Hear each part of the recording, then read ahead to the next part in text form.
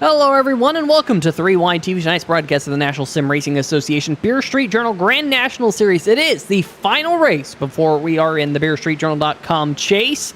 It is going to be a lot of fun to determine what drivers make it to the chase here tonight. I'm Peter Short, and joining me alongside is Garrett Gleason. An important race here tonight. Garrett, a lot on the lines for these drivers. Yeah, a lot on the line, Peter. These guys want to get into this chase. You need to make a cutoff, and we have a very tight bubble there. 9th, 10th, 11th in points. All have a chance of making it on points. As we see there, Jeffrey Vickery, Justin White are safe for now, but anything can happen. That's for sure. Corey Shellman cannot be counted out. And these guys like Ben Mashburn, Stephen Ford, Shane Ledoux, Philip Scott, they could sneak their way into this thing with a win tonight, Peter. They could play spoiler and throw a wrench into all these guys' plans and knock somebody off that bubble. That's right. To be locked into the chase, you can either win the race or you can make it in on points. 5 drivers have won races this season. Jason Gracias, Matt Cherry, Chris Darling, Maxwell Castro, and Joshua Sobel. However, there is an opportunity for a driver here tonight to pick up a win and clinch their way in via that means. And if you're Ben Mashburn, Stephen Ford, Shane Ledoux, Philip Scott, Garrett, like you said, you are pretty much going to have to win the battle for 9th, 10th, and 11th in points between Vickery, White, and Shellman will be something we will keep our eyes on here tonight. Just a few minutes left in the practice session here, and currently atop the leaderboard, Chris Darling in the number 11 machine. We'll keep our eyes on him here tonight. He's trying to get his 3rd win of the season here in the BeerStreetJournal.com Grand National Series. We're watching here Jason Gracias in the number 1 machine. He's one driver we're going to be watching out for here tonight. Joshua Sobel, he got a win a couple of weeks back in the number 56 Harpoon Design Chevy Camaro. He is trying to get his 2nd win of the season here tonight and try and keep it at only 5 different winners so far this season. But we want to thank all of you joining us here tonight on the channel for this very important race, the final round before the Beer Street Journal Grand National Series chase begins here in the National Sim Racing Association. Should be a lot of fun to see these drivers duke it out over the next couple of weeks for the series title. Of course, we will not have a race next week as it is the Thanksgiving holiday here in the United States. So we will be enjoying that, Garrett, with turkeys and dressing and all that other stuff next week at this time, so we won't be here on 3Y TV, but definitely going to be fun to see the drivers battle it out over the last couple of weeks for the series title. We got some fun races: North Wilkesboro Auto Club, Bristol, Five Flag, and Charlotte to round out your season after tonight. 5 minutes here for the qualifying session here tonight. Garrett, we'll see some of these drivers start to roll off onto the racetrack. One of those drivers being the number 11, Chris Darling, with a new look here tonight. Yeah, Chris sent me a message earlier today. He said he has a new sponsor on that number 11 machine tonight, and he said he also put a little message inside the car for us, so I don't know if we're going to check that out now or we'll check it out as this race goes on. But Chris Darling comes into Richmond as one of those guys with his wins in the bag. He can just go out there tonight with no pressure on and just try to win. And there's a lot of guys out there. Chris Darling, Jason Gracias, guys that are dangerous with no pressure on them, Peter. So, it's a list. Yeah, it's a little bit difficult to read there. It says, stay consistent, easy in, hard out. Maybe boogity, boogity, boogity. Hi, 3YP. Garrett Gleason has 3 nipples, I think is what it reads there, Garrett. I can neither confirm or deny that, Peter. Well, I don't think anyone in the chat really wants to know whether you have more than one. As our live timing and scoring at the top of the screen, folks, does not know what's going on in the slightest. It has been struggling ever since iRacing released an update a couple of weeks back. In fact, there was a new update just tonight, and I just downloaded it a couple of minutes ago as Chris Darling heads onto the backstretch. Philip Scott, however, fastest of all, Garrett, doing what he needs to do. Currently, the number 99 is atop the leaderboard. Usually, Peter, we talk about Philip Scott. Don't press it. Take it easy, Philip. You have the speed. I think tonight is the night that Philip has to press it, Peter. Try to lead every lap and win this race. And I know his teammates are going to try to help him.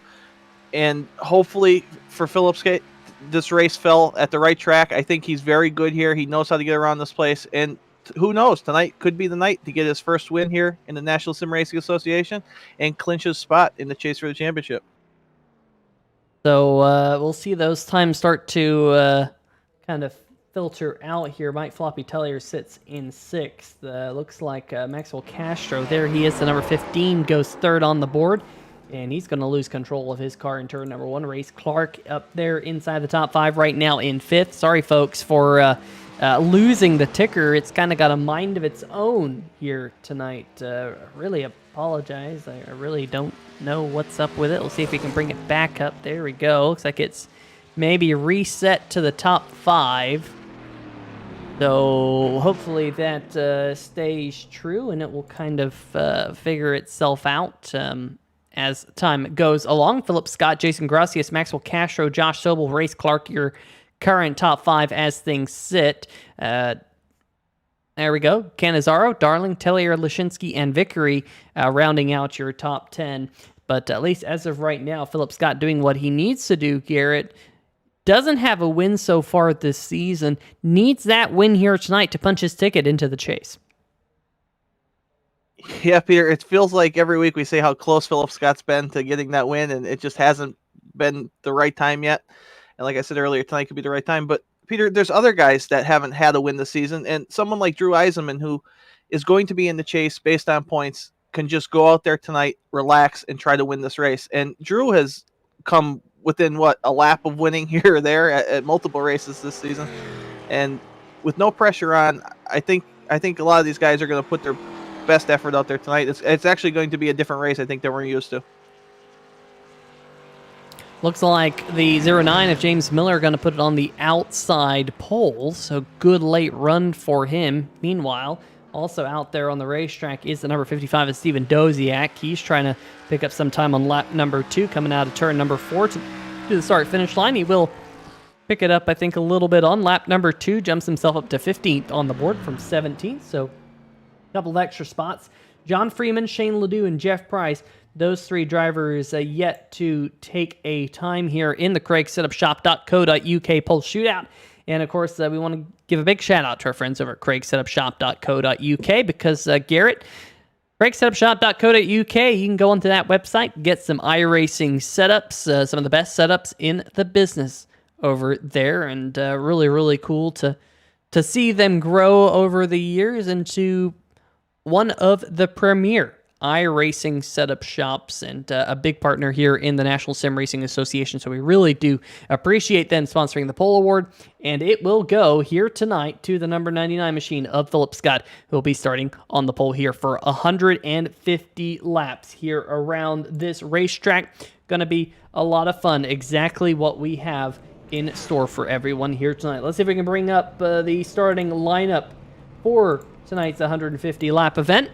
Philip Scott, James Miller on your front row. Meanwhile, Jason Gracias, Maxwell Castro on row number 2.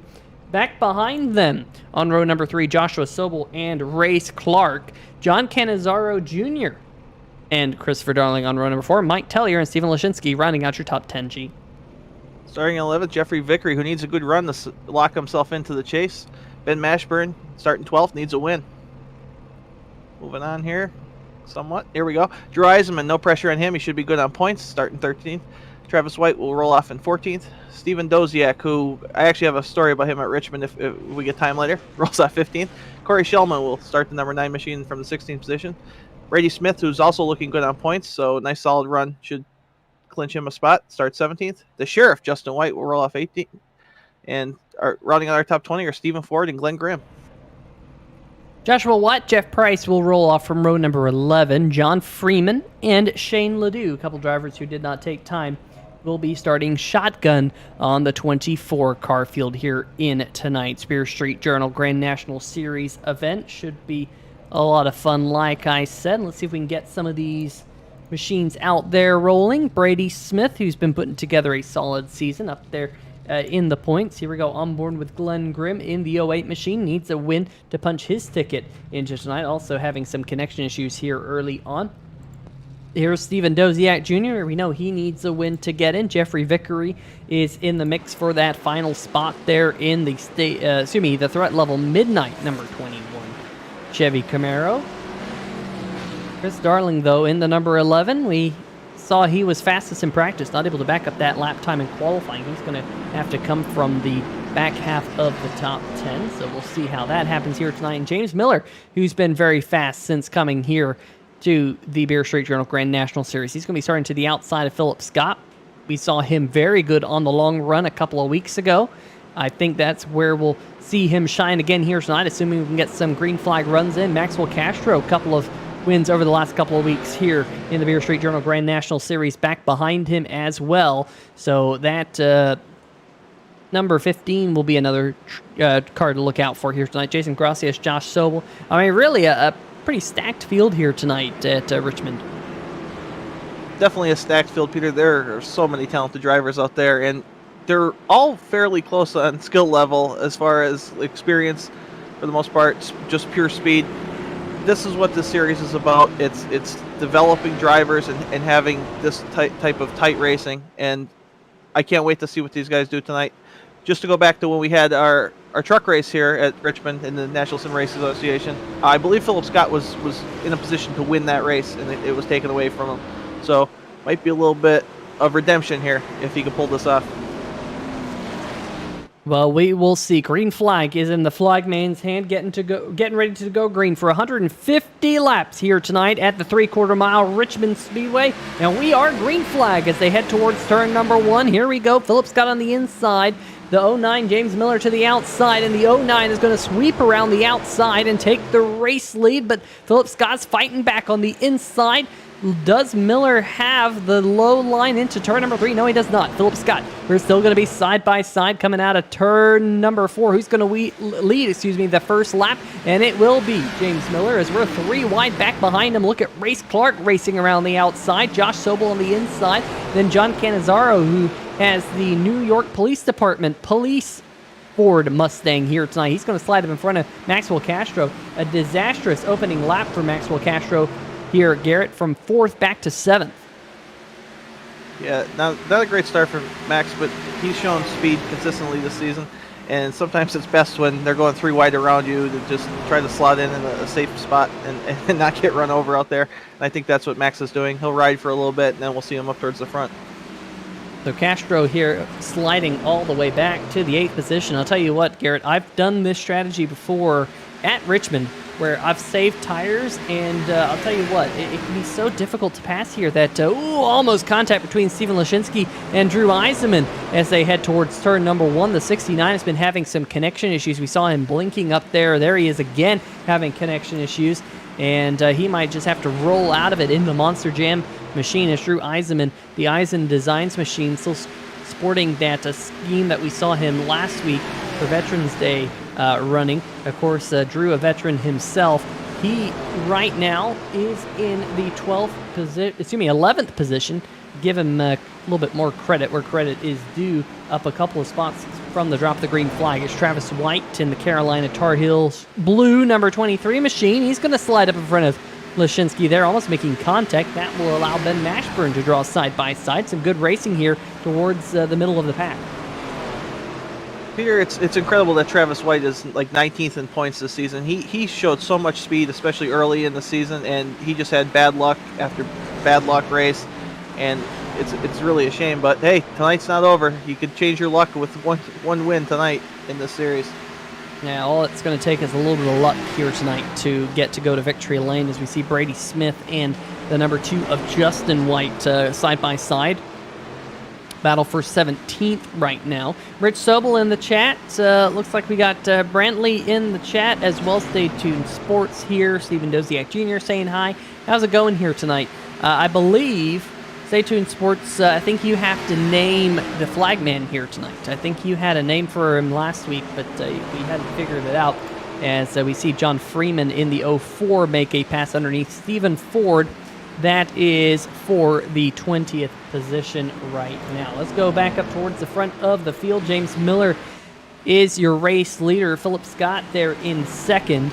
I guess to see some of the pack flash on by, but pretty much single file up inside the top 10, at least for now. I'm sure that will change as this race goes on. Working lap number 9 here tonight. We saw a couple of drivers back there having some issues with some blinking. I think that was Glenn Grimm towards the back of the pack, as well as Joshua Watt in his DeWalt machine that we saw back there, potentially both having connection issues in that last shot. Could be wrong, though, just out of the corner of my eye. Rich Sobel saying hello, Peter Garrett and 3Y TV.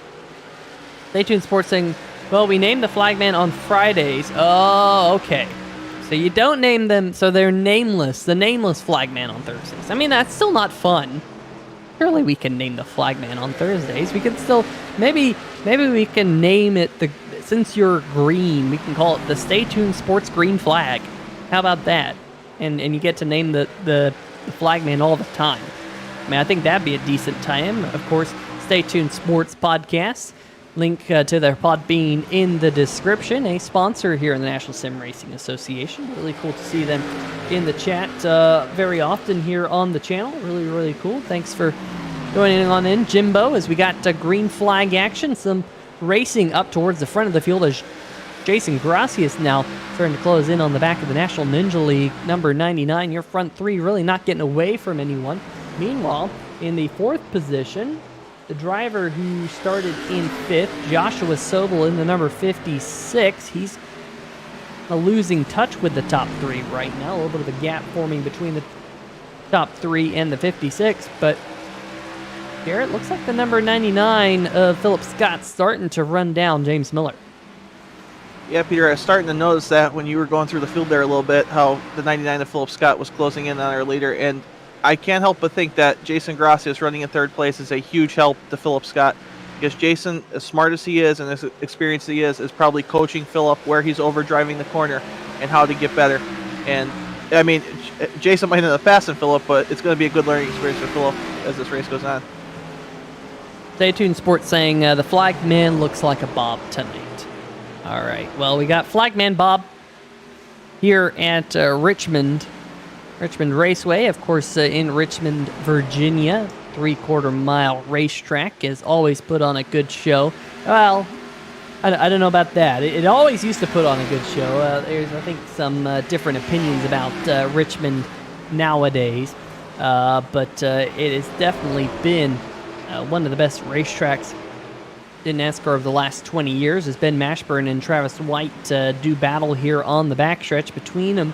This is a battle for position, for the 12th position right now between the 23 and the 24. Steven Lashinsky back behind him. Steven Doziak in the pink and purple 55. Also at the top of the screen is almost contact there between Lashinsky and Travis White. White now going to have to go up the racetrack just a little bit. We'll continue to watch this battle as Travis gets a little bit squirrely coming out of turn number 2, but he's going to slot back in line. Meanwhile, a little bit further in front of him, side-by-side action between Drew Eisenman and Jeffrey Vickery. This is the battle for the top 10 right now, as Eisenman gets a little bit hot into turn number 1. He's going to cut back down to that yellow line, try and straighten up the exit and see if he can finally clear the threat level Midnight Chevy Camaro, but looks like Vickery still trying to hold on. Now Eisenman's going to slide up in front of him and make that pass. Eisenman has about a second to close in on the next driver in front. Meanwhile, we got some action inside the top 10.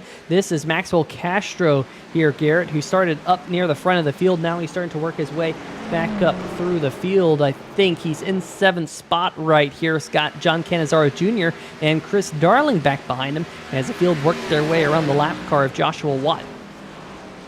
This is a heck of a group right here, Peter. We have 3 guys who have won races this season, and Floppy, who certainly is capable of winning a race at any given moment. And Mike's been on a heck of a run there in that 97. It seems like the momentum is finally on his side. He's putting together consistent good runs and battling for wins, which is something we certainly like to see. He's had some bad luck for a long time as well. So we continue to watch these two. Darling now to the inside of Cannizzaro, and Darling will make that pass stick. Ooh, that's not the right one. There we go. This is looking out back of Chris Darling's number 11. And you're also starting to see the number 77 of Drew Eisenman start to close in now on Cannizzaro. There is Eisenman trying to run him down.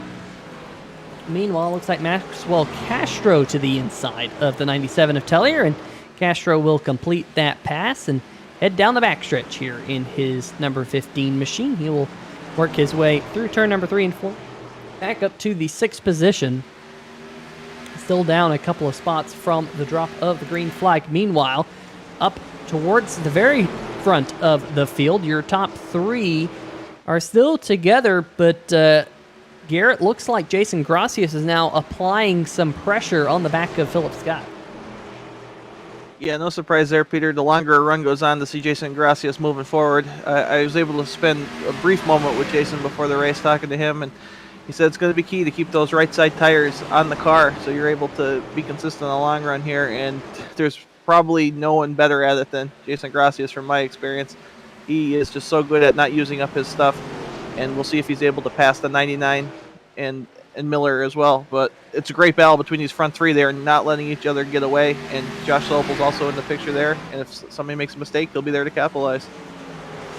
Yeah, we will wait and see if Gracias can indeed get past the number 1 machine of Jason Gracias. Meanwhile, bottom right-hand corner of your screen, you get to get an indication of just where your favorite drivers are on the track right now based off of their car number. You're riding on board right here with the number 1, right behind the number 99 of Philip Scott, and the 09 is your race leader of James Miller. So you see Miller's got plenty of clean track in front of him, as it looked like. Well, I said that. Looks like the number 12 there, Garrett, might have just got into the outside wall. Let's see if we can go back and see what happened here to Shane Ledoux. The first 3-wide TV replay of the night. Here comes the number 12 of Shane Ledoux, and Garrett, that looked really strange. He just locked up the wheels and almost went straight up into Joshua Watt there. Peter, I don't even know what to say on that one. It potentially does not have a load cell pedal and hit the pedal too hard because he thought he sailed in there too deep and thought he was going to take someone out. Very strange. Something got unplugged. The dog or cat jumped in front of the pedals. I don't know. That's one we'll have to send our top investigator around to figure out what's going on. Yeah, I mean, I don't know. That was very odd. For a second there, it looked like Ledoux was just going to take out Joshua Watt. I mean, that's what it looked like, and then he just was able to slow up. It definitely wasn't a full send, if you will. So the leader's now catching up to some of that lap traffic, however, so that is definitely going to put Shane Ledoux in a little bit of a bind as James Miller now holds on to the race lead from a new 2nd place. That's Jason Gracias, who has snuck his way past the number 99 of Philip Scott. Now here is that lap traffic. Joshua Watt staying out of the way. Gracias here, Garrett, I was thinking he might be able to use Shane Ledoux as a little bit of a pick there, but wasn't quite able to. No, it is key where you catch the lap traffic here, Peter, and I think you'll agree with me on this. It's easy to actually get underneath a guy here to make a pass. It's just harder to pull off that pass because you don't want to use the guy up because you pretty much need all the racetrack. As we're looking at an intense battle between the 15 and the 22 here, maybe a slight bit of contact, but continue on with pretty much no damage. Yeah, I wanted to see that replay because they were racing 3 wide there. They just caught up to that lap traffic. Race Clark still trying to hold on to that spot. Let's see if we can go now back live and see this battle still raging on between the 22 and the 15. Race Clark not backing down. Now Chris Darling has arrived on scene as, Maxwell Castro might have got a little bit loose out of turn number 4. That's something you really have to watch out for here at this particular racetrack, Garrett, because, caution flag number 1 waves here at Richmond. I was just about to say, let's see if this is what I was just about to say, Garrett. I was going to say that you can get loose coming out of turn number 4. Jeff Price got loose coming out of turn number 2, but you can definitely get loose out of turn number 4 and go around, but here we go. Ooh, contact between Doziak and the 2 of Justin White. Doziak goes for a little bit of a half spin.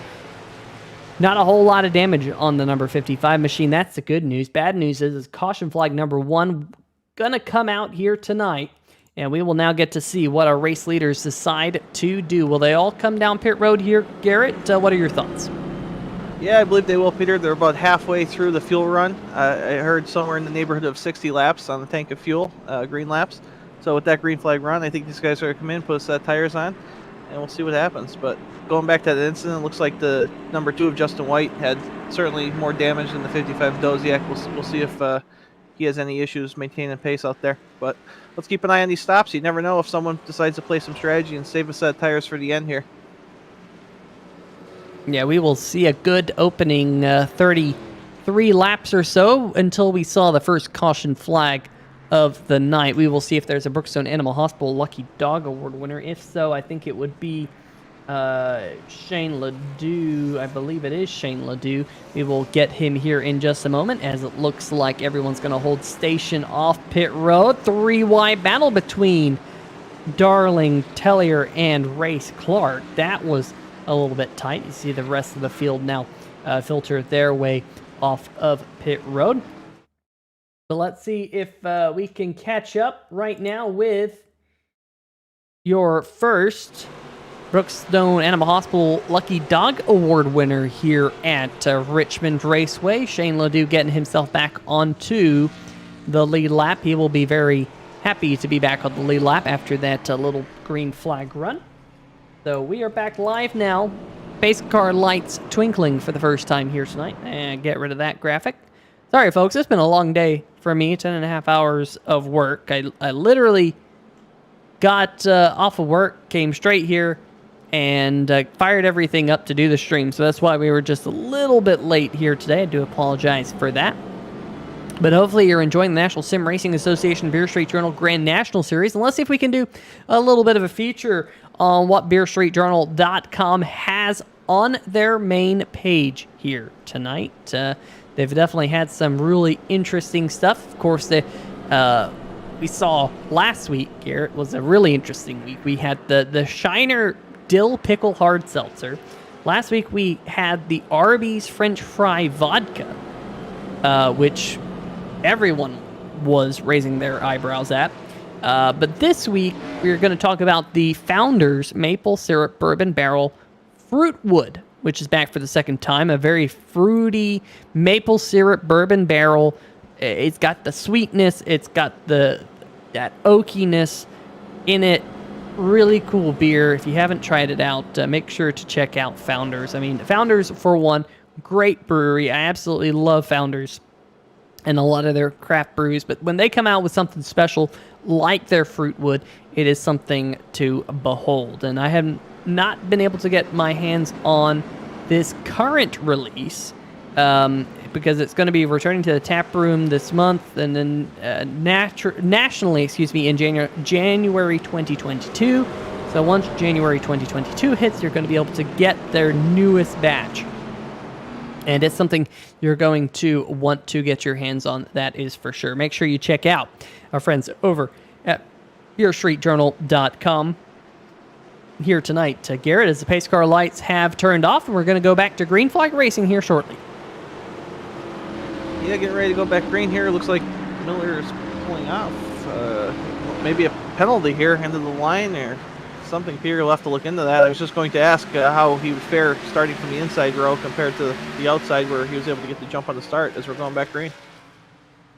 Yeah, something here has happened to James Miller. It looks like he has lost all power on the 09 machine. He finally gets it back running. It's like it absolutely stalled on him, and he's going to be pretty much a lap down when everyone gets all rolling, although Tellier in the number 97 with a big drift out of turn number 4 almost lost the back end as Jeffrey Vickery in the number 21 machine goes up and into the wall. Caution flag out for the second time here tonight.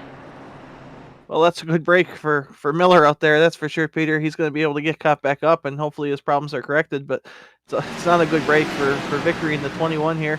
We have these guys on fresh tires. Maybe the brake bias cranked a little bit from that green flag run, and not too much damage there, Peter, but certainly not going to help his cause out there.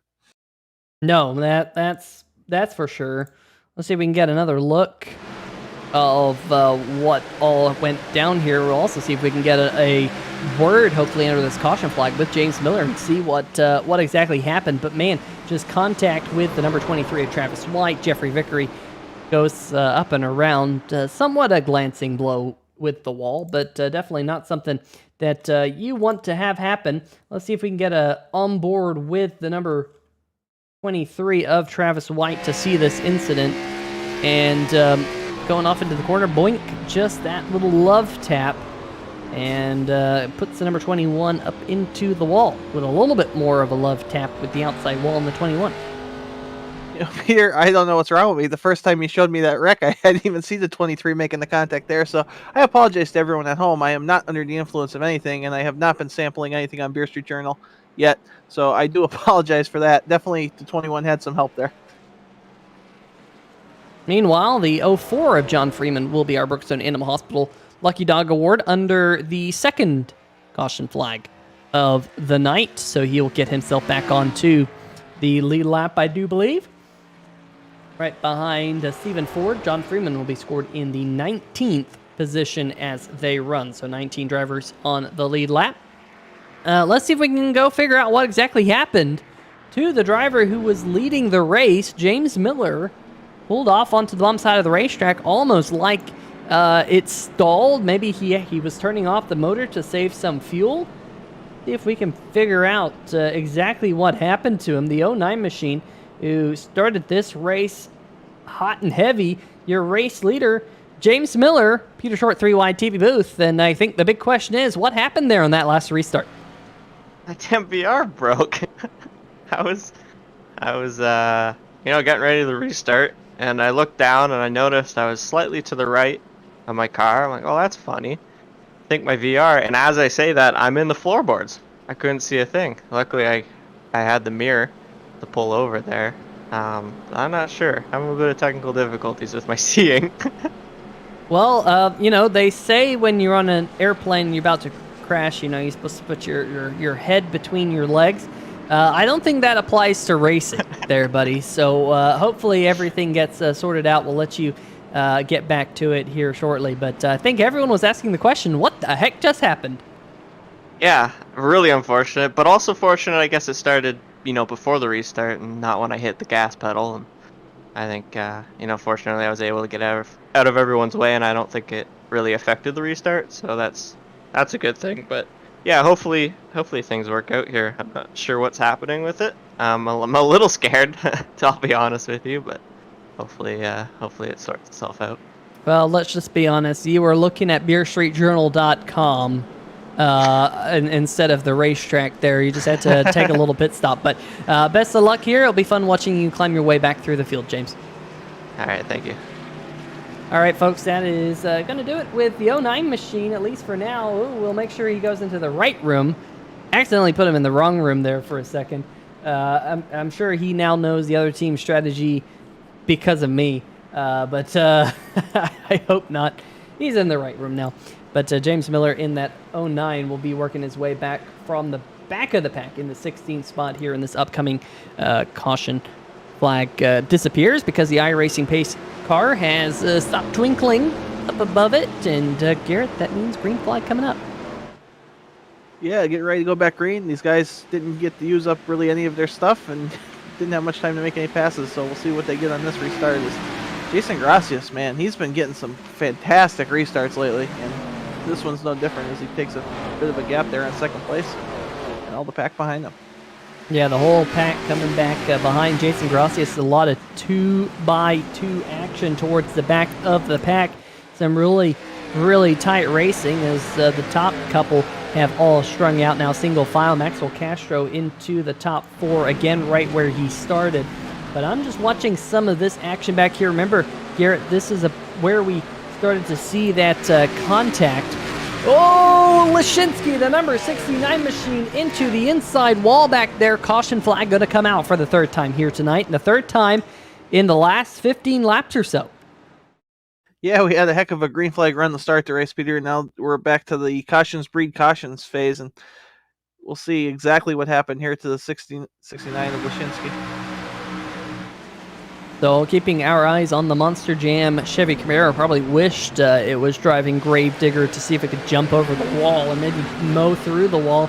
At least tried to mow through the wall and hit the outside wall coming out of turn number 2. Then ping-ponged back down the racetrack and is now the number 69 modified because it's missing that front bumper.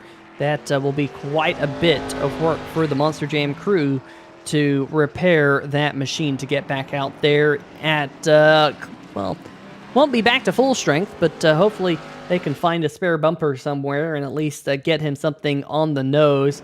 As Lashinsky here coming down pit road to his pit crew. And we'll see them, I'm sure, try to start work on the front end of his Chevy here tonight. Just checking out the chat, just now at the 1/3 race distance here at Richmond Raceway, an 150 lap event here tonight.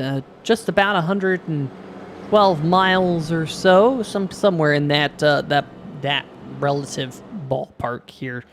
But 150 laps, 3/4 mile racetrack here. I call it a short track. I think most people call this one a short track. I've heard some people say that anything a mile or less is a short track.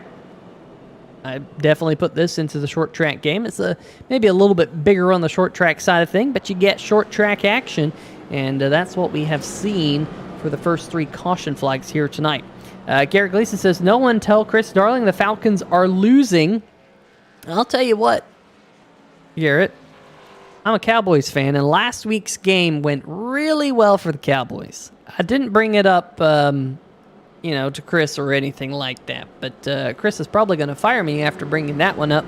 But he might fire you too, because you brought it up in the chat there, Garrett, as the Thursday night football games are on. In fact, Garrett, I just realized that we are live while Monday night and Thursday night football is going on here on 3 Wide TV. So, yeah, I might have to get a 4th monitor just to watch the game. Yeah, Peter, broadcasting with you is actually helping me overcome my gambling addiction, so I just wanted to thank you, 3Y TV, for getting me away from the game. Yes, I do appreciate it. And just to go back to Chris Darling, the last thing I want to do is be on his bad side any more than I already have been this week. I said something really stupid to him the other day, and he's forgave me for it, and I'm hoping to keep on his good side because we've been friends for a long time. So, Chris, don't worry, bud. The Falcons are coming back, and you're going to win this race. All nice things to Chris Darling. You know, they are playing the Patriots, and maybe they can reverse the script from that Super Bowl a couple years ago here tonight, because they're losing here right now. And yeah, anyway, y'all know the meme.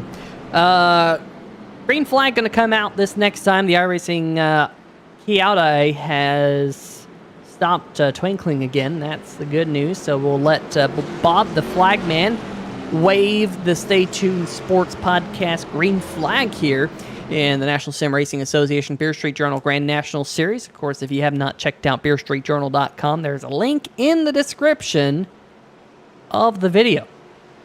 And always check it out. Great place to hear about all the beer news, as well as they have a Facebook page. So if you have not checked out the Beer Street Journal Facebook page, go do that, because that's where I get most of my Beer Street Journal news. Green flag back in the air. Jason Gracias on the loud pedal early. Philip Scott going to slot into second. It's a big battle right back behind him. Josh Sobel under fire from Maxwell Castro. Here comes Race Clark in the National Air and Space Administration Ford Mustang. He has had absolute rotten luck so far this season here in the Beer Street Journal Grand National Series. He's going to roll that bottom side and clear the number 15, Drew Eisenman, in the number 77 back there. We see a couple of drivers wiggle out of turn number 4. Eisenman going to fill the void underneath Castro right now, as Castro, again, we saw this at the start of the night when the green flag initially fell, that Maxwell Castro slid back, lost a couple of spots, and now he's got almost 2 drivers nipping at his heels. One almost snuck below him. That was the FRN number 97 of Mike Floppy Tellier. And Chris Darling tried to go to the outside there, as Tellier again tries to duck to the inside, being a little aggressive here under this restart, Garrett. Yeah, definitely the intensity's picked up there, Peter. These couple cautions back to back here. has these guys chomping at the bit to get out there and make some moves. And Peter, this is just a racing question. At this point in the race, you're a third of the way through. Do you know if you have a car that's capable of winning at this point? So, like, if you're up in the top 5 right now, do you know if you could beat these other guys you're racing with? No, absolutely not. You don't know how this race is going to play out. We don't know if we're going to see another caution flag here tonight. We don't know. There's a lot at stake.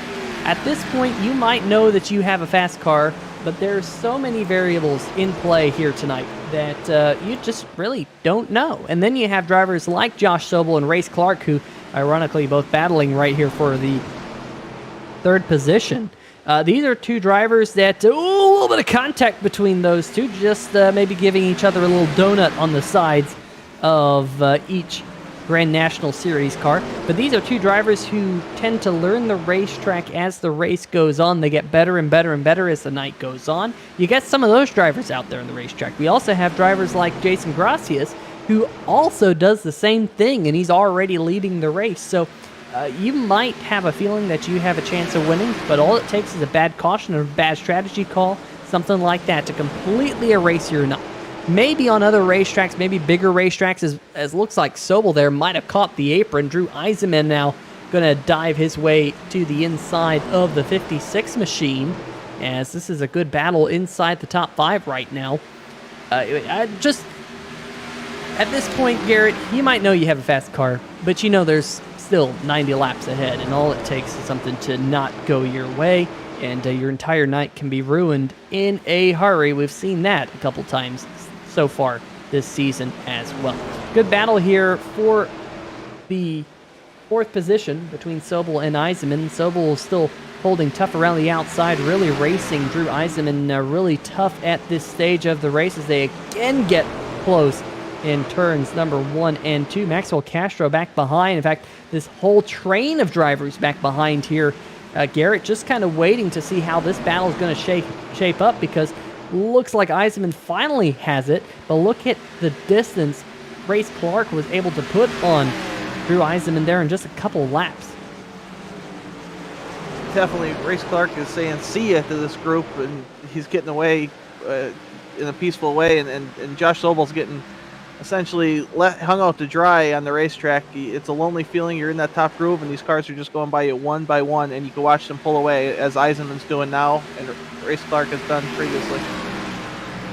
And now Chris Darling to the inside of Josh Sobel. Sobel in that less preferred higher groove. Now he's got Mike Floppy Tellier starting to fill that hole underneath them. Sobel here starting to drop through the field like a stone, as after Tellier, even John Cannizzaro is back there, as Tellier and Sobel get a little bit tight coming out of turn number 4. We've seen Tellier have some issues with his rear tires here tonight. Sobel, I think he has an opportunity to possibly drop down in front of Cannizzaro here. Looks like he's going to do so.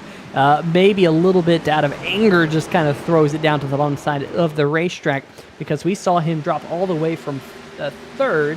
Was battling with Race Clark for that 3rd position. Now he finds himself all the way back in 8th. So 5 spots dropped in just a handful of laps for Josh Sobel. But these laps click by very quickly here at Richmond. We're closing in on the halfway mark, just about now 10 laps away from the crossed flags here. Steven Doziak Jr. saying 28-3 Atlantis favorite to score. I think he meant Atlanta. I don't think we found the great underground city of Atlantis just yet, Doze. A good movie, though, if you ever watch the cartoon. That's a pretty good movie, I must say. But anyway, 10 laps until the halfway mark. Things starting to settle down maybe just a little bit, as we'll continue to watch Josh Sobel and Mike Tellier start to battle, as now looks like James Miller continuing his climb back up through the field here. Garrett underneath John Cannizzaro. This would put Miller up into the 9th position. Peter, I know you have some experience with James Miller previously, know about him and his racing career here, and I've been nothing but impressed with him since he joined this National Sim Racing Association Deer Street Journal Grand National Series. He's doing a very good job here, methodically picking his way back towards the front, and we've already seen he's a contender to win this race. As long as he can get past these guys in a clean and safe fashion, he should be a contender when we get to lap 150. Yeah, Miller is a very patient driver. That's, I think, one of the things. He knows when to be aggressive, we'll put it that way. He knows how to be patient throughout a good majority of the race, and slowly and methodically makes his way through the field. He doesn't really push it until late in the race. He's got a lot of laps underneath his belt in the iRacing.com simulator, and here again, just kind of slowly working his way back up from around the 16th position, which is about where we left him last. So he's up 7 spots. Passing here, Richmond, is not super easy. You have to wait to get your run on the car in front of you, Garrett, and sometimes you might just have to ride for a good 10-15 laps for that to happen.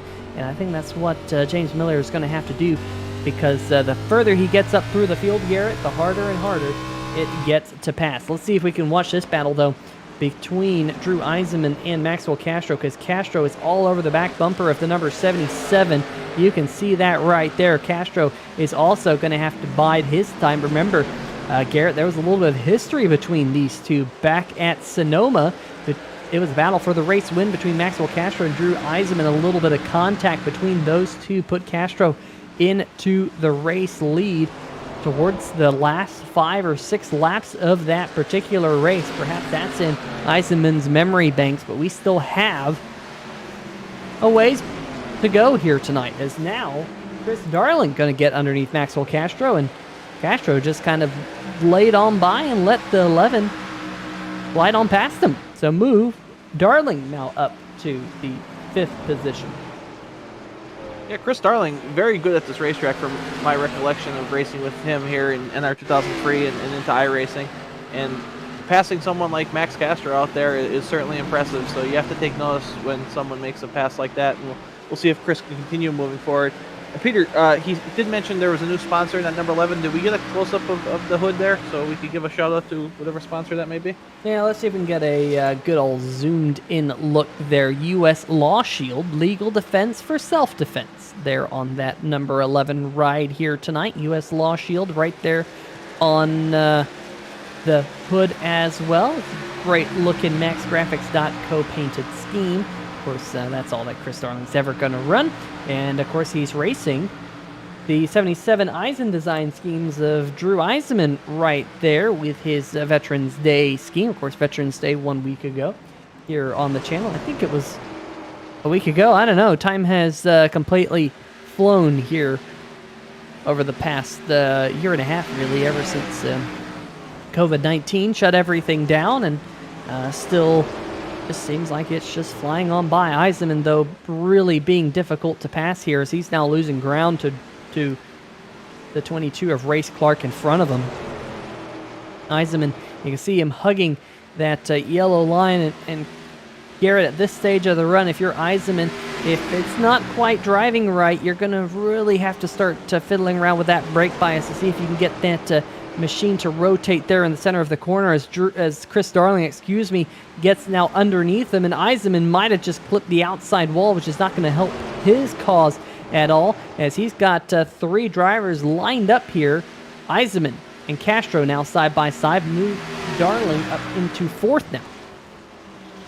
Yeah, Peter, great call on the brake bias, and that is definitely key here. You're going to start getting into the corner. The car's not going to be rotating as well as it once was on the older tires, and you have to keep dialing that brake bias down, trying to get more and more of a turn so you can get a run off. And a lot of these guys who are very successful out there, that is one of the keys. And some of these guys even start really low on the brake bias from default.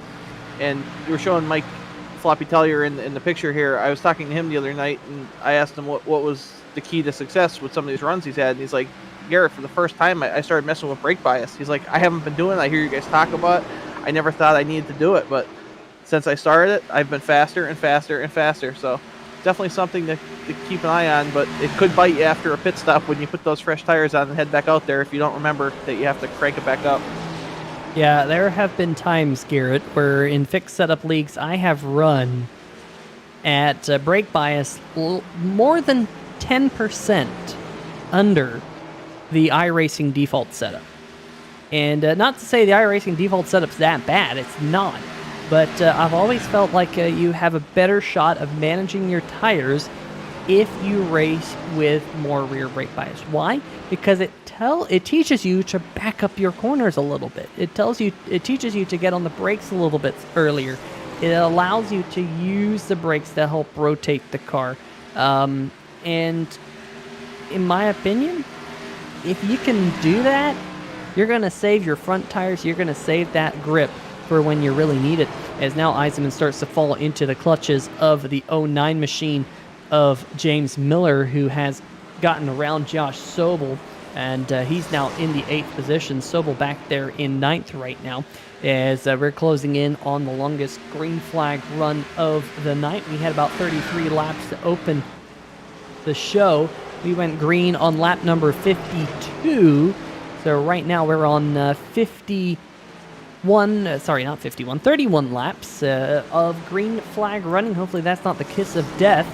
But it's been good for the 09 of James Miller to slice his way back up through the field, your early race leader.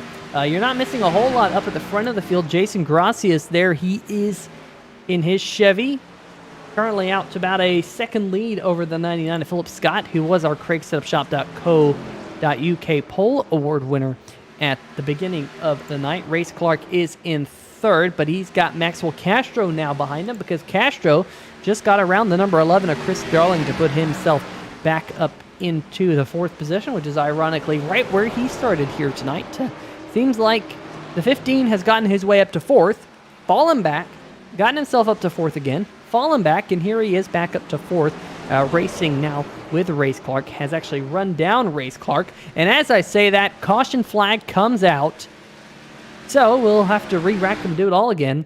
We're hearing Shane Ledoux might have been the culprit in his number 12 threat level midnight Chevy Camaro here. Garrett, let's see if we can see what happened to the number 12. Looks like he clipped the apron, and that was enough to unnerve the number 12 and send him for a 360, and that was just enough for the iRacing officials to throw the yellow flag. Yeah, I'm almost surprised to see a yellow there, Peter. It was a one-car incident. I mean, you'll take it, I'm sure. Some of these guys are probably yelling for tires, but we've certainly seen worse not bring out the iRacing yellow. And this single car spin into the infield is just enough to do it. But no real damage there, and he should be able to get back racing. Let's see if we can get one more look of that. Maybe from this is the left front suspension looking out front. And man, you didn't even really tell that, but that suspension went around. There's the grass. You see that good old suspension having a workout there on Shane Ledoux's machine before he got back up onto the racetrack. But let's go back live, because up at the front there's a battle on the pit lane, and it looks like Gracias, Scott, and then Castro going to come out 3rd. Then behind him looks like Race Clark going to be 4th off pit road. He's going to beat Mike Floppy Telly or Chris Darling, Drew Eisenman, Josh Sobel. There goes a couple of other cars. Looks like James Miller, possibly the big loser on pit road. He fell all the way back to 12th. He had worked his way up to 8th before this caution flag, dropping a couple of spots. Jeffrey Vickery, threat level midnight machine, I believe is your Brookstone Animal Hospital Lucky Dog Award winner. As we're out here for the 4th time. I think this is the 4th caution here tonight, as Vickery finds his way into his pit box. Stephen Doziak saying, thanks, Peter. Stephen, what are you thanking me for? What do you think? Probably the caution. The Atlantis, I think he's talking about. Unless he could be thanking you for bringing out the yellow, but I think he's talking about his Atlanta 28-3 comment, correcting him. I'm not really sure. He's a weird little man. I don't know. I don't know many people from South Carolina, but yeah, I don't know. I think he's thanking me for the caution, because I probably just jinxed it, saying that, this is the longest green flag run of the night, and 2 laps later, caution flag comes out. That is pretty typical here on 3Y TV. If you're new to the channel, we sometimes have ray guns where we just kind of hop onto someone and they go spinning. We've seen that many times. We saw it a couple of weeks back at Lucas Oil Raceway Park. And oh no, the 08 machine has gone around of Glenn Grimm. That's the 3-wide TV ray gun that I was just talking about. What just happened here on the backstretch between the 08 of Glenn Grimm and the 15 of Maxwell Castro? Glenn Grimm is up near the wall there in the 08 machine. Let's throw this into 3-wide TV slow-mo. Bring out the blimp cam. There's plenty of space between them at this point here, Garrett. And we'll play it a little bit. No, Glenn Grimm just comes down into Maxwell Castro. Not sure if that's a hardware failure or something, but the 08 goes around, and a couple of these drivers having to do some evasive maneuvers, but it looks like Glenn Grimm is going to be the one who got the most damage from that. That's a tough one to commentate on, Peter. I mean, could it have been hardware failure, or could it just been he was zoned out a little bit under yellow here, didn't know there was a car under him and decided it was time to pit? I mean, we've all made mistakes out there, not knowing there's someone to our inside, but as we're looking here from inside, ooh, I don't know, Peter. What do you think? I don't know. It could have just been he didn't know someone was down there on that 08 machine. Maybe the spotter didn't call a car low or something, but Glenn Grimm is going to go around. Meanwhile, right now on the racetrack, green flag is back out. You didn't miss a whole lot of racing because that green flag just fell as Jason Gracias gets in front of the number 99 of Philip Scott. Meanwhile, back behind him, Race Clark has found himself back up in the third spot. Maxwell Castro, they're racing with Tellier. Tellier really loose coming out of turn number 4. And that's going to bunch up this back half of the field. Looks like Castro able to sneak on through back up into the 4th spot. And what did I tell you, Garrett? Maxwell Castro gets up to 4th. And did Garrett, as I was looking at Drew's name, I think I said Drew. But we all know you're Drew Gleason as well. But the 97 of Tellier gets loose, stacks up the back half of the field. Now Maxwell Castro is in 4th again as Drew Eisenman and Chris Darling getting a little bit close in turn number 1. Yeah, good battle between Darling and Eisenman. I see a good battle between Race Clark and Philip Scott up near the front. And these guys, it's certainly go time. And there might be a time, if there's a stop here in a little bit, that some strategy might come to play, because there's a lot of guys here that have nothing to lose, and there's a lot of guys that have a lot to lose, and they might just try to go for a win, take their only chance, and hope for the best. But Race Clark putting himself in position here to see if he can chase down Jason Gracias. No one's been able to do it so far in their green, except for Miller when he was leading, but we'll see what the 22 has. So Race Clark going to move his way up into 2nd. Good job for him. Meanwhile, we're going to look at this battle. This is Chris Darling now under fire from James Miller. Miller, who was the biggest loser on pit road, fell back to the 11th or 12th position, has quickly erased that deficit here, now up to the 7th spot, though still racing with Chris Darling for that particular spot, and it looks like the 09 will complete the pass. So give that spot to Miller as he'll try and track down Drew Eisenman and Mike Tellier, who are both locked in a battle for the 5th position, with the 15 of Maxwell Castro a little bit in front of them. So some good battles here happening right after this restart. Garrett, we were on lap number 97, just 54 laps to go here. They're going to click by pretty quickly if we can stay caution-free. We've seen a couple of 30-plus lap green flag runs here tonight. We've also seen 4 cautions here at Richmond Raceway. Some good racing all throughout the field here tonight. It's been an incredible race, Peter. These guys are showing each other respect out there. They're putting on good side-by-side battles, and for the most part, we're not seeing guys using up other guys to make a pass. This is just setting them up and making the pass when they're able to. I have not seen anything out of aggression or disrespect out there, which is incredible. These guys are all so talented, and they're all doing a great job. You got me mid-yawn there, Garrett. Like I said, it's been a long day for me as we're watching Brady Smith here and Travis White. With 50 laps to go, of course, this is the final 50 laps before we make it into the BearStreetJournal.com chase.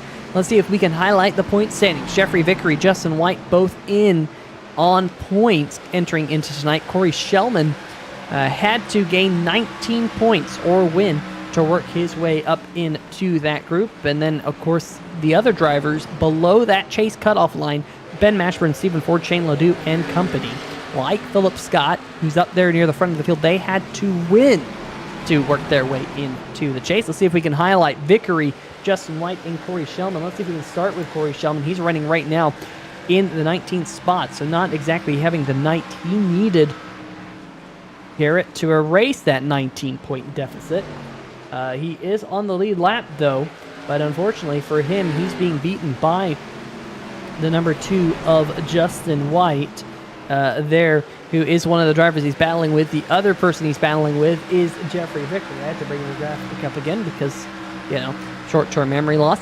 There is the number 12 threat level midnight, 21 threat level midnight machine. Golly, trying to spit it all out nice and fast. But Vickery is in the 18th spot, just one spot in front of Corey Shellman. So Corey Shellman, unfortunately, really needs to pull out all the stops here, as we're hearing that there's been another accident out there on the racetrack, but green flag has stayed out. That car must have been off the racing surface. Let's see if we can see what happened here to Steven Lashinsky, who has had a tough night in the Monster Jam Chevy Camaro. Let's see what happened to him here. Garrett going off into turn number 1, back end, kicks out, does a initial D drift all the way down into the inside wall, and he just took a tow back to pit road. And we are not sure whether or not he'll make it back out there onto the racetrack, but we are remaining green flag with just 46 laps to go this time by. 46 to go, Peter. This is the part of the race where maybe if there's a yellow, at any time pretty much here till the end of the race, you might see someone just throw the old Hail Mary. I'm staying out. I'm hoping for a bunch of yellows behind me and I can just keep this lead little by little. And who knows, maybe I'll lock myself into the chase. At some point, Peter, these guys who know they don't have a car to win have to do something different. And just coming in the pit road and taking 4 tires every time isn't going to help you beat Jason Gracias, James Miller, and the rest of them out there. You have to try something. It's worth it. Gamble. And sometimes that's what you got to do. We're watching Eisenman and Miller still here, the 77 versus the 09. Of course, Miller, who started this race on the outside pole, led a handful of laps early before having VR problems, coming to a green flag around lap number 40. Has been fighting his way back up through the field ever since. Looking just a little bit further back, John Freeman, he's locked in a good battle here. We got Sobel, Cannizzaro, Freeman, Jeff Price, and Justin White now in the back portion of this picture. A couple of these drivers here, Garrett, really tussling and turning for these positions here on the racetrack. We almost pulled up the most interesting graphic you've ever seen there. We almost put a 74-car battle. That would have been fun. But the 56 and the number 17 of Cannizzaro there are really just battling with one another. Ben Mashburn in the number 24. He's off the pace there on the bottom side of the racetrack. Garrett, he needed to win to work his way into the chase. Does not look like that's going to happen here tonight at Richmond. Yeah, it's a little bit surprising to not see him in contention tonight, Peter. He's been good at some of the flatter, short tracks out there, and I could have seen some similarity between the wins he's had in the Truck Series, Milwaukee, and some runs he's had at some other places, and to have a good run here. Tough break for Ben Mashburn, but he's definitely shown a lot of speed across multiple series here at NSRA. So I'm sure we'll see him in a chase eventually. But Peter, just going back to this battle, these couple guys here, Josh Sobel, we saw him running as high as 3rd. John Cannizzaro, we usually see him battling for the win. He's stuck back here near the 10th, 11th position. And Freeman has been consistently fast this year, and he pretty much started in the back of the pack, and I guess he's just been slowly working his way up here. But not the run I expected out of that 0-4. I expected him to be somewhere near the top 5. Yeah, as we are thinking about 3 wide, perhaps, on 3 wide TV. No, they think better of it, as Cannizzaro is still holding that higher groove. Josh Sobel in the 56 back behind him. Now Sobel is going to run that bottom line. Cannizzaro, I think, trying to find a little bit of grip up there on the top side, not finding it, and that will give Sobel that 9th spot there in that battle. Let's go look a little bit towards the front of the field. This is the battle really for second between the 22 of Race Clark, the 99 of Philip Scott, and the 15 of Maxwell Castro. They all run together right now, all single file, as we're hearing this battle has gotten a little bit spicy since we left it for a brief second here. This is on a 3-wide TV replay, and Jeff Price slid up the racetrack, almost got into the number 17 of Cannizzaro, and they kind of teeter-tottered back and forth. Now, sorry about that, folks. Now that battle has sorted out just a little bit with Jeff Price getting past John Cannizzaro, and they are back to single file here. So, Garrett, we're now down 37 laps to go. I think if a caution flag was to come out now, you'd probably be coming down to make your final pit stop of the race, put on any set of tires that you had left in pit lane, and kind of let it all hang out to the end of the race. What do you think? Peter, I believe they had 3 sets in the pits, so if our math is correct, right? They made 2 stops. They have 1 set left, so that would make sense. I'm just wondering if someone will take a chance and think there will be a yellow maybe with, I don't know, 15 laps to go, and that they could make their way through the field on fresh tires. It would be a very interesting pit stop if a yellow was to come out. We know how important tires are here. We talked to Jason Gracias about saving the right sides, and from our experience with the truck race, me running in it and you broadcasting it, we know that tires make a huge difference, and you don't need many laps to get back to the front. No, you do not, as Race Clark catching up to the lap traffic of Stephen Ford, the threat level midnight number 27 machine, and going to hold up Race Clark just a little bit, as that's going to get, the 99 Philip Scott, a little bit of contact there, a little hit check between Clark and the number 99 Scott. Now more contact between the National Ninja League machine and his other competitors, and more contact between Maxwell Castro and Race Clark. Race Clark here must be absolutely livid with the lap traffic, as we're 3 wide here coming across the start-finish line. Maxwell Castro, as we're starting to go 3 wide a little bit further back. Race Clark backs out of it, but Tellier and the 99 make heavy contact, and Tellier's in the wall. Caution flag waves. Well, Peter, these 2 guys are friends and teammates, and this does not look good. Let's see what happened. Philip clipped the apron, or it's not Philip. I'm sorry. Oh, okay. No, we're behind from where I thought we were starting to replay, Peter. Let's start over here. Let's start over my commentary. We're gonna watch Philip Scott go into turn 1 here behind the 22 of Race Clark. Floppy has a good run on that second and middle groove, and wow, Peter, just looked like it snapped to the right on him and right into the 97.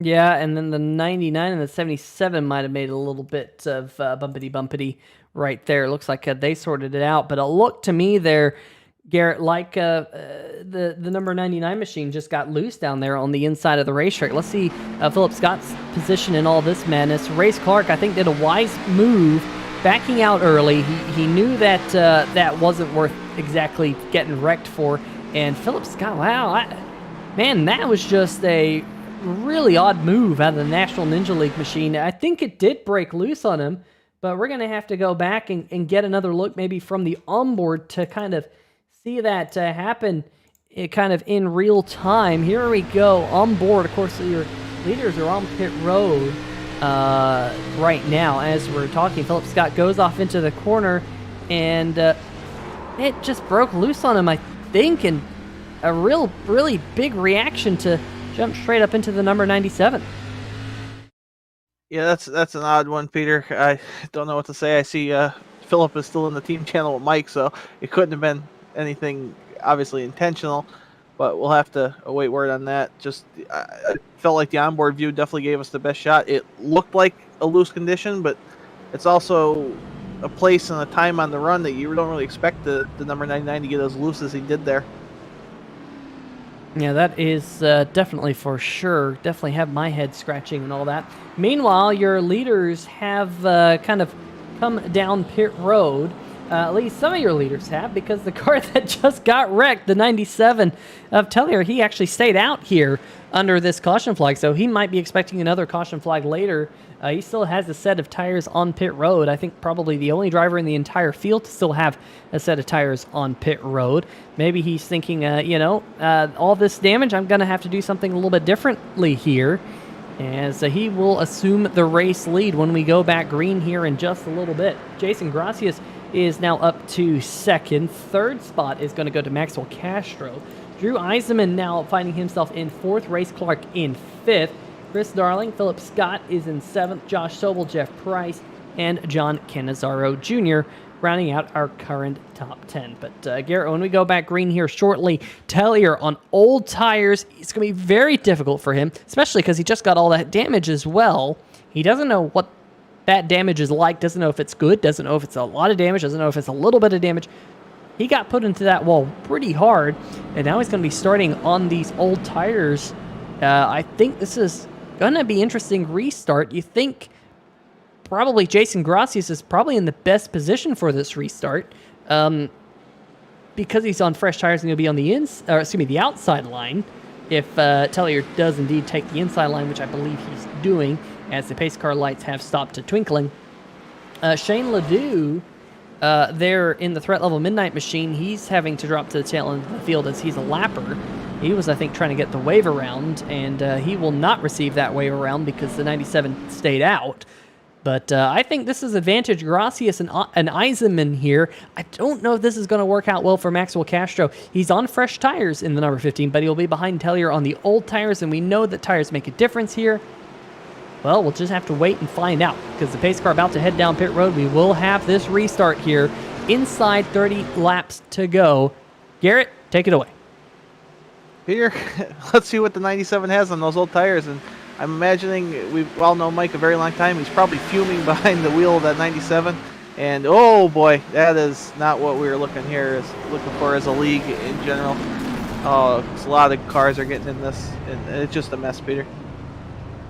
Yep, you nailed it. Caution flag is in the air there, and that was the shortest green flag run of the night. Looks like John Cannizzaro, Josh Sobel might have got a piece of that. We know the number 15 got a piece of that. Let's see if we can sort this one out from the iRacing blimp cam, as there's a restart. Notice that Race Clark spun his tires, and the 15 just kind of dived to the inside of Tellier, and Tellier was just kind of drifting down there. They make contact. The 17 back there getting up on two wheels. Let's see if we can get another look at this from maybe the turn 1 cam. Watch the number 22 spin his tires. Doesn't look like there was any contact there.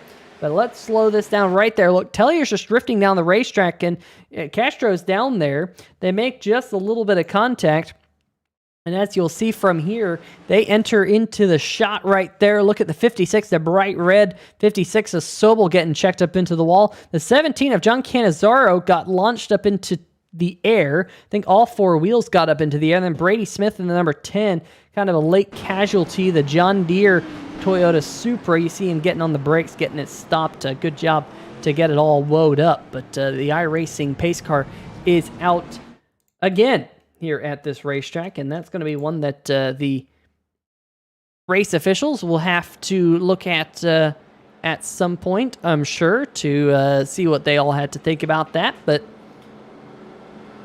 Garrett, we're going to have a restart here inside 25 laps to go now. The iRacing pace car lights twinkling. Jason Gracias, your race leader. He's led a whole lot of laps here tonight. No one's been able to get past Gracias all night long on the racetrack. And I'm sure he's going to be sitting pretty where he is right now as your race leader.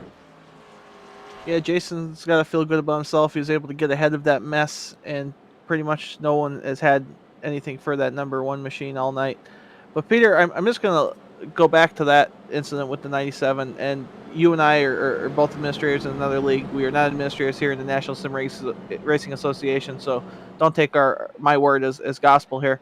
But there is nothing you can do as an administrator when someone decides to stay on old tires. That is part of NASCAR. That is strategy. Now, you would hope that they are able to get a good restart and not accordion the field up like that and have an incident where there's a car diving under them, because most of the time you're aware when someone stays out on old tires, and an accident like that takes a lot of good cars is just unfortunate. But to me, unless there was something else going on that we don't know about, that's part of racing. You don't want it to happen, but it does happen from time to time. Yeah, it does happen from time to time. So, folks, we'll have a restart here upcoming in the National Sim Racing Association Beer Street Journal Grand National Series. If you have not checked out beerstreetjournal.com here tonight, make sure you do so. Really, really cool to have beerstreetjournal.com on board this season. And of course, they have a Facebook page that you can go on and like as well. I like it myself. And in fact, you can get their Facebook, their Twitter, their Instagram, their Pinterest, and their email address all from the BeerStreetJournal.com upper tab. So really cool to see. A really well put together website. Gives you what you want to know at the very first click. You get there and you're just flooded with some really cool headlines and news about craft brews across the United States of America. Base car lights have turned off, so in about half a lap we will be going back green, assuming the caution flag does not get extended for unknown reasons. Chat a little bit quiet here tonight. Rich Tobel, though, saying, way to hang in there, Josh. Of course, Josh got a little bit banged up under this last caution. Green flag is back in the air. Drew Eisenman trying to hold tough on the inside line. He's now up to second behind Gracias, but the side-by-side battle behind him between Chris Darling and Maxwell Castro. Castro now has a little bit of front-end damage and rear-end damage after that contact with the number 97 of Mike Floppy Tellier. But look at everyone start to scatter around towards the back of that shot. Here comes Philip Scott to the inside of Maxwell Castro. This will be the side-by-side battle for the fourth position here, and looks like Philip Scott has it, as looks like Sobel got loose coming out of turn number 4. That's going to open the door for Race Clark. Yeah, Race Clark moving his way up. Looks like Jeff Price is making his way forward as this race goes on. He's been pretty quiet tonight, and I know we've been saying all night it's go time, but it is definitely go time now, and there's a bunch of cars in the top 5 that actually do not need to win this race. They're just going for the checkered flag. And then you have guys like Philip Scott, Jeff Price, Race Clark's going to be in on points, but like they could play spoiler in this thing. And don't count anyone out yet, Peter. 19 laps. These could be an eventful 19 laps. And we have seen here tonight a lot of short run pace out of the number 77 of Drew Eisenman. Hasn't been that fast on the long run, but he's definitely been able to crank it up a notch on the shorter run. So he's trying to run down Jason Gracias here, and it is go time, like you said, Garrett. And sometimes go times lead to stop times because caution flag is out. Let's see if we can figure out what happened. We're hearing our good friend, Race Clark was in the outside wall in the number 22 machine, and just a couple of couple of drivers not checking up for Race Clark in the wall, and they all wad up right there. And I don't know what happened to Clark. Maybe that's something we need to figure out, what happened to the number 22 machine, because that probably has an impact on how this all went down. Goes off into the corner right there, and Jeff Price was a little bit higher up on the racetrack than I think Race Clark expected him to be, and then they come up running right here, 3 wide. John Freeman goes a little bit too low, and not a lot of room given there on the racetrack. No give or take at this stage of the race, and John Freeman tore up front end. But let's see if we can sort out what happened between, I think it was the 22 and who he was racing. I can't remember. I think it was Jeff 14. Price. Yeah, Jeff Price. Let's see if we can figure out what happened. Well, I've gone too far back now. Let's see if we can see. Was there anything between Jeff Price and Race Clark or a lap before? Or maybe Jeff Price and Maxwell Castro? No, Jeff Price got loose. I wonder if that kind of brought Race Clark into this picture. Should be happening, I would assume, this lap here, folks. Let's see if we can get this one on 3-wide TV slow motion. Race Clark had a really strong run there, Garrett, in the number 22 machine, and the 14 back channel Productions Chevy. I think he might have got a little bit loose there, or maybe because all of a sudden that 14 just stopped turning. It started to go up the racetrack. Maybe he got on the brakes a little bit hard, and it started to lock up the front brakes, and he pushed up the racetrack. But let's see if we can get one more look at that from the blimp cam and see what we can kind of say. Let's go on board here and roll the tape and just watch him going into the corner here, Garrett. I think he's afraid he's going to hit the number 15 right here. Slams on the brakes, and you see that car just starts to plow up the racetrack. I can only imagine he slammed on the brakes. The front tire started to lock up. It just turned into a snowplow, pushed up the racetrack, and Race Clark was right there. He used Race Clark, unfortunately, as a little bit of a bumper, and the 22 finds himself in the outside wall, and then that's what leads to the upcoming caution. Watch this as he gets swallowed up here by a hungry pack of hyenas, and then out of nowhere, a wild 23 appears, and Race Clark gets some front end damage on the NASA machine, and that just about sums up Race Clark's season here in the National Sim Racing Association Beer Street Journal Grand National Series. Let's bring up the point standings because, of course, this is the chase cutoff race. Just to put things into perspective, if you are 11th spot on back, you have to win to get in. So if you're not Jason Gracias, Matt Cherry, Chris Darling, Max Castro, Josh Sobel, Race Clark, Brady Smith, Drew Eisenman, Jeffrey Vickery, or Justin White, if you're Corey Shellman, Ben Mashburn, Stephen Ford, Shane Ledoux, you basically have to win this race. And the bad news is that Jason Gracias is your race leader. Drew Eisenman, who is in, is second.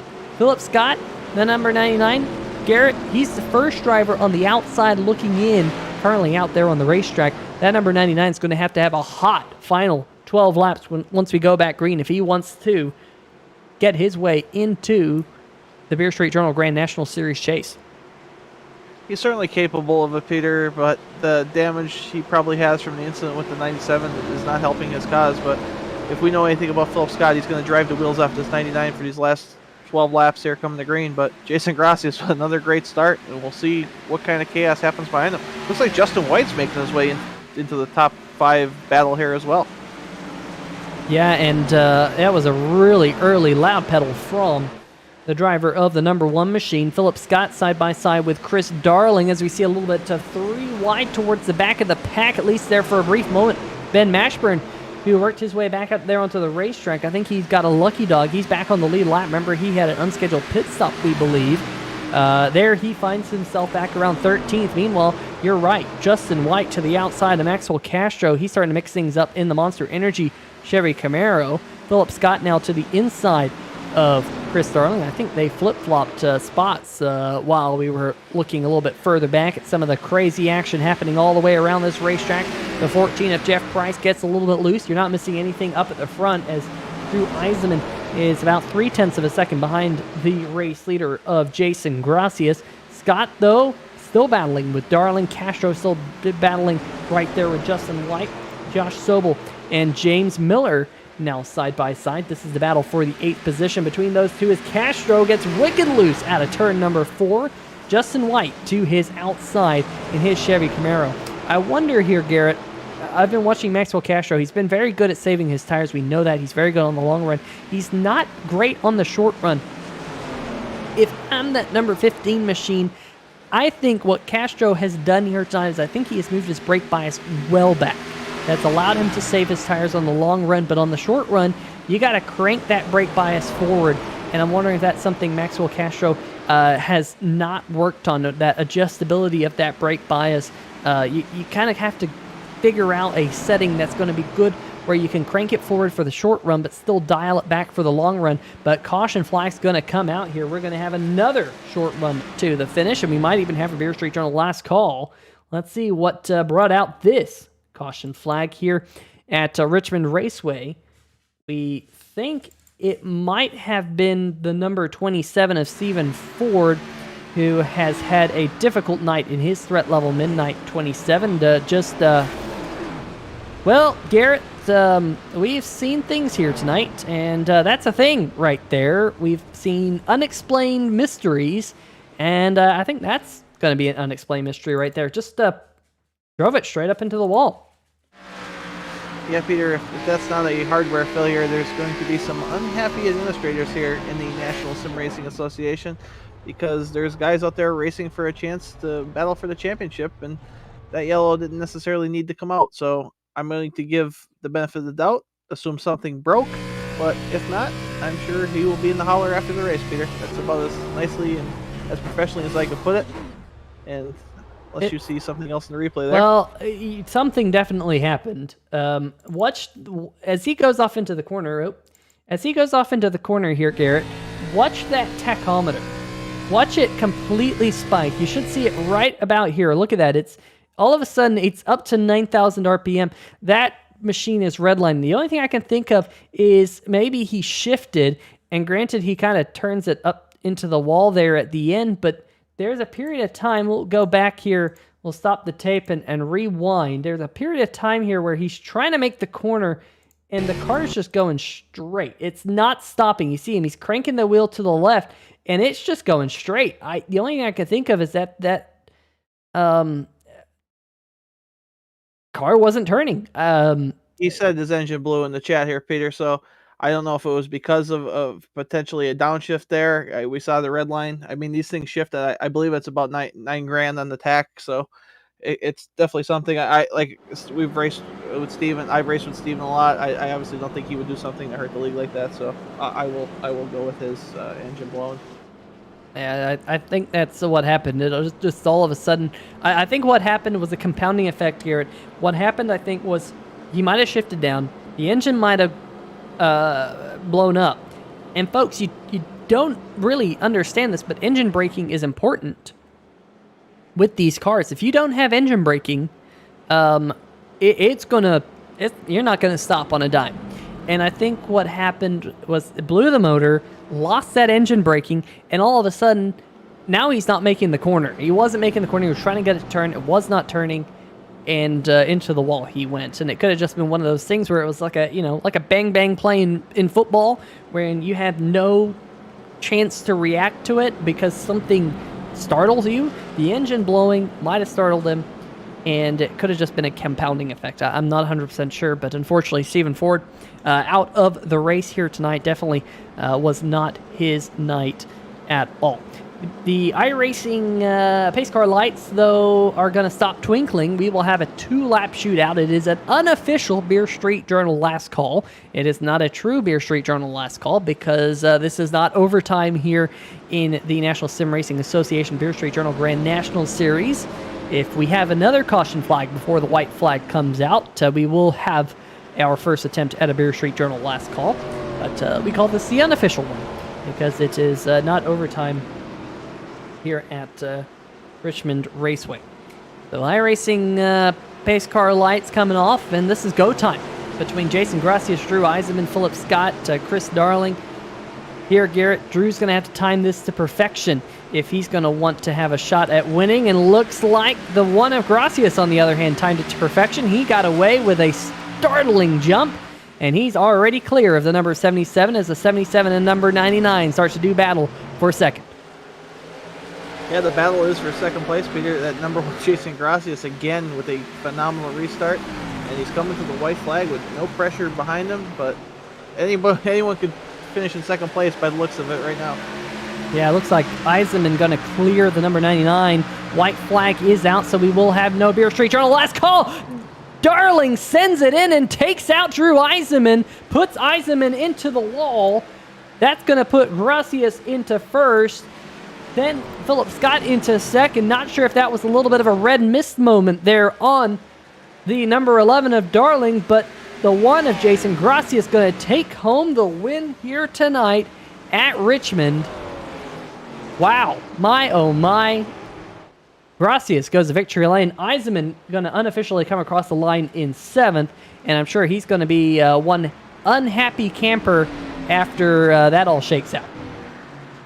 Yeah, Drew's probably not going to be happy. Chris Darling's probably not going to be happy. But you know what, Peter? Neither one of them really had anything to lose here, and guys are going for position, and it just happens. Next week, if it happens, or not next week, we're off next week, but the next race, if it happens, guys are going to be a little less forgiving, that's for sure.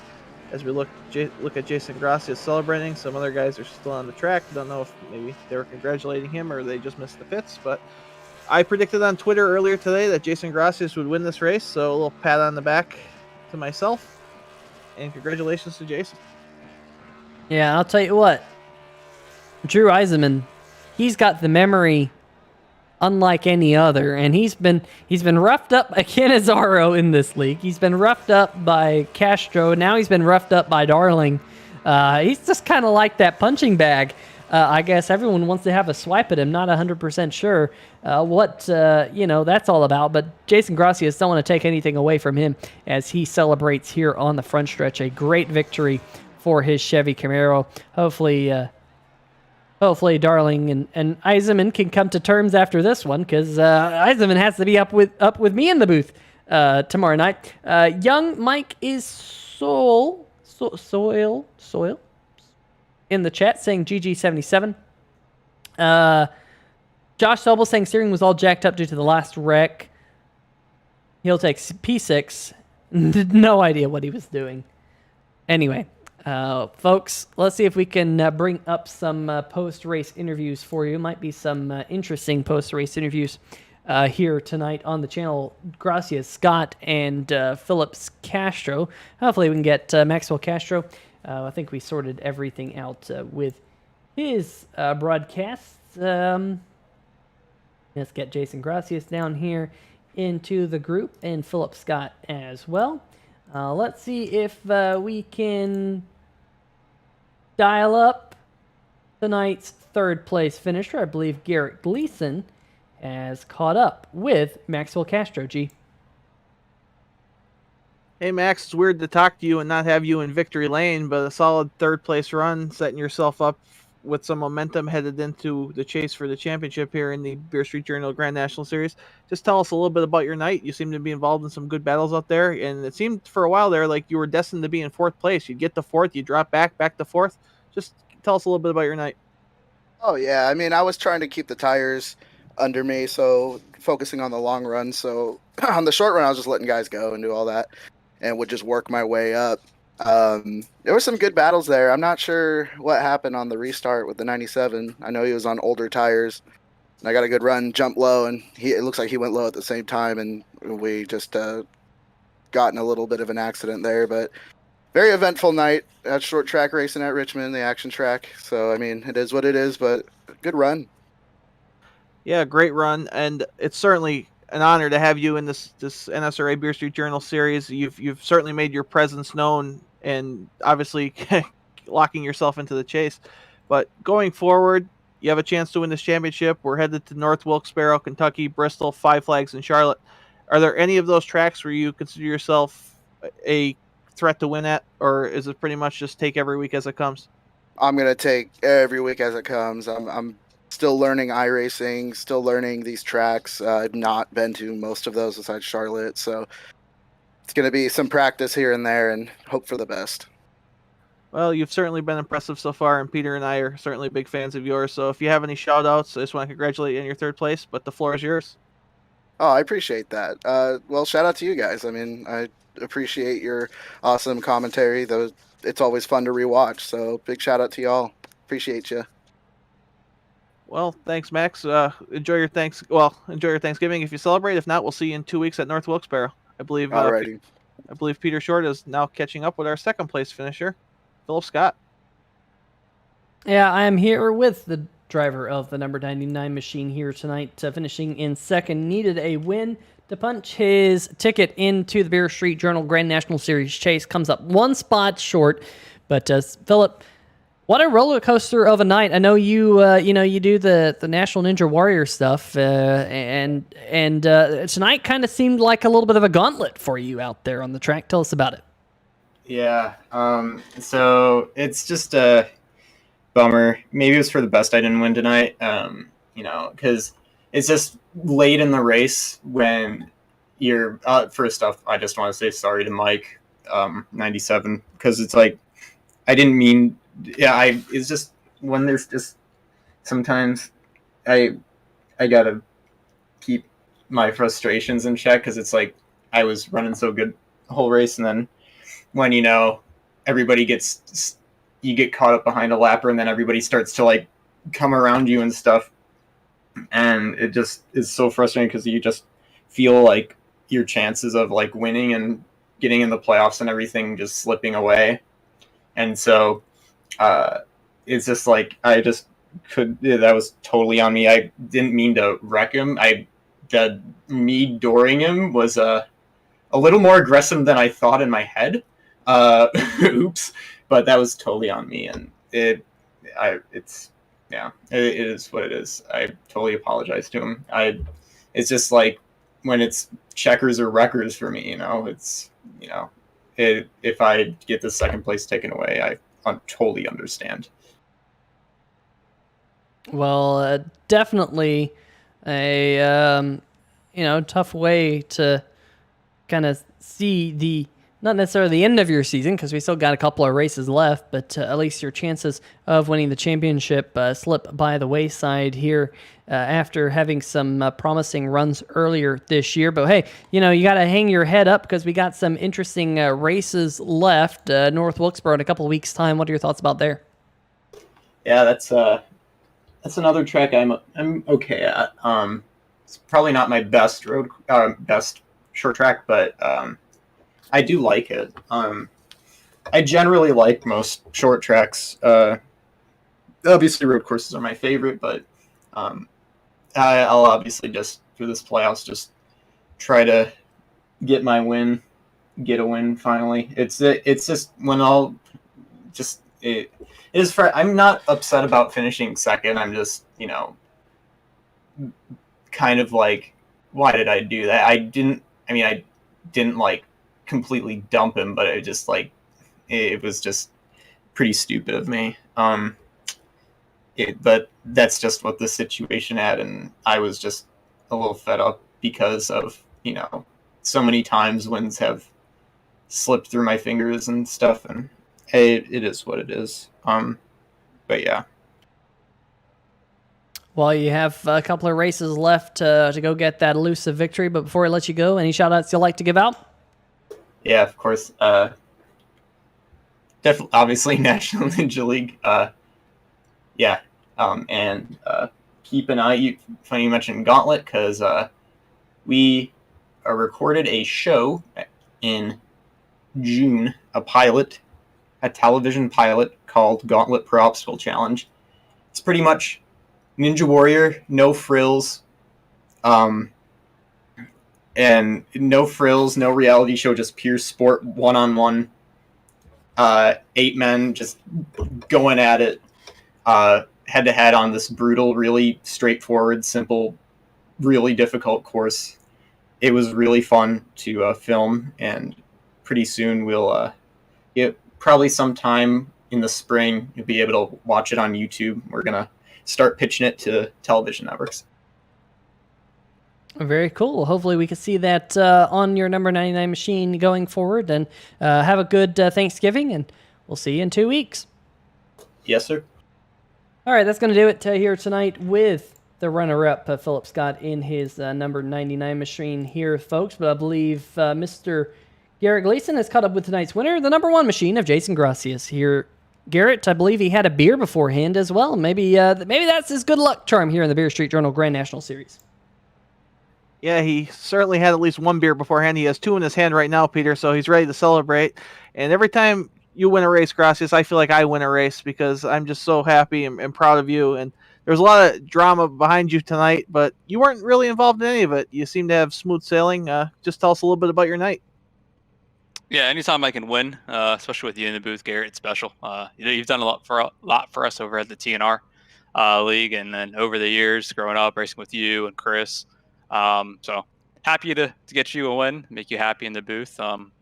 Yeah, it's a short track, it's an action track. Certainly, Richmond lived up to his name. I try to keep my car clean, keep my nose out of trouble.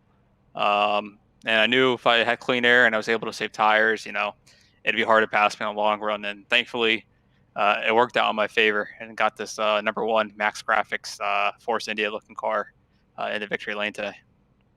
Well, Gracias, we're all friends here. We've known each other a long time. Just be honest with us here. Were there any doubts in your mind that you were not going to be the winner of this race? It seemed pretty certain from our point of view that you had the car to beat out there. Well, practice going by speeds, I wasn't the quickest. I knew long run I had something for these guys. I had a feeling that if Chris was able to make his way up to the front and had a clean air, he'd probably give me my biggest run for the money. This is Chris Darling's one of his best tracks, and he really comes to put on a show when he races here. Philip Scott, too, through the race, I was coaching him on tips on how to drive the track, and each run he was getting bigger and better and better. And then Maxwell Castro, he's newer to the service, but he's quick. He's used these big moments being a heat pro driver, so between those three guys and Drew Eisman at the end, anything can happen. It's a short track. If somebody didn't want to use their bumper, I'd be shocked, because I know if I had opportunity, I'd give somebody a little boot a scoot to get them out the way. Yeah, we certainly were expecting that, and Peter and I actually talked earlier in the race that you were probably coaching up Phillips, so that was good to actually be right for a change up here in the booth. But headed into the chase, Jason, you've had 3 wins so far this season. You've been fairly dominant at times. Do you consider yourself the favorite for this championship in this Beer Street Journal series? Honestly, I don't think that way. I just go out each week and try to keep my nose clean, try to have fun, try to learn more about this B car. The B car is statistically my weakest car on the service in terms of the big oval. So I'm just learning each week how to get better, and hopefully that translates throughout the chase. Well, Jason, we're off next week, and I just was curious if you and the family have any fun Thanksgiving plans you'd like to share with us, and the floor is yours for any shout-outs you'd like to give, and congratulations. No plans, just 2 dinners, going to my parents' house, and then my wife's parents' house. So 2 dinners that day. I'll have to, I don't know, stretch out the stomach somehow. Maybe I'll drink more beer between now and then to get the space going. But shout out to NSRA, to everyone who puts together, Justin White for being league admin. Justin White also helps us out over on our side, but Justin's a very firm but fair admin. He's very by the book. Thanks to Chris for having the vision and putting this league together, giving us something to do about 3 days a week, Wednesday, Thursday, and Friday. Thanks to MaxGrafix and MaxGrafix.co. Look them up on Facebook for your iRacing paint needs. Chris always gives me the best iRacing cars to drive, so whether it's trucks, GNS, what have you, I'm always in a Chris Darling paint, so check them out. Thanks to 3Y TV for broadcasting this, and thanks to all the fans in the YouTube chat for sticking around and giving us likes and views. It means a lot. I know 3Y TV is looking to get verified by YouTube to get some monetization going. So let's keep that going. Like this video, and thanks to Beer Street Journal for stepping on board for being presenting sponsor this year. Well, Peter, what a pro Jason Gracias is. Gets all the sponsors in there, so well spoken, and we know he wasn't feeling up to par this week, but yet he comes out here, he wins the race in dominating fashion. So congratulations, Jason, and we'll head into the post race now. Yeah, cheers, mates. Have a good one. All right, well, winner, beer dinner for Jason Gracias here tonight on 3Y TV, taking home the win in the Richmond 150 here in the Beer Street Journal Grand National Series. Definitely big to get your 3rd win and become the number 1 seed in the Beer Street Journal Grand National Series chase here that starts in 2 weeks from now. Let's bring up our final race results here tonight for all of you folks back at home watching here on 3Y TV. And sorry about this, they're a little bit slow to come up tonight. And there we go. Jason Gracias, Philip Scott, 1st and 2nd. Maxwell Castro, 3rd. James Miller coming home to recover a respectable 4th. Justin White finishing in 5th. Josh Sobel in 6th. Drew Eisenman, who went from 2nd back to 7th on that final lap incident with Chris Darling. Brady Smith going to come home in 8th. Jeffrey Vickery in 9th. Race Clark in 10th. Johnny Cannizzaro going to come home in 11th. Jeff Price in 12th. Corey Shellman, who tried to race his way into the chase, unfortunately going to miss it, finishing in 13th. Shane Ledoux in 14th here tonight. Travis White 15th. And Chris Darling, who pulled off the racetrack after that contact with Drew Eisenman. We have heard that Darling has apologized to Eisenman after that contact. John Freeman, 17th. Mike Floppy Tellier in 18th. And Garrett, I just realized I'm blowing through the whole field. So you just sit back and relax there, buddy. Glenn Grimm, 19th. Ben Mashburn in 20th. Stephen Ford. Stephen Doziak, 22nd. Stephen Lashinsky, 23rd. Garrett, it was not a good night to be a Stephen. 21st, 22nd, and 23rd. However way you spell it. And Joshua Watt rounding out your field here tonight. But how about that? The Stevens.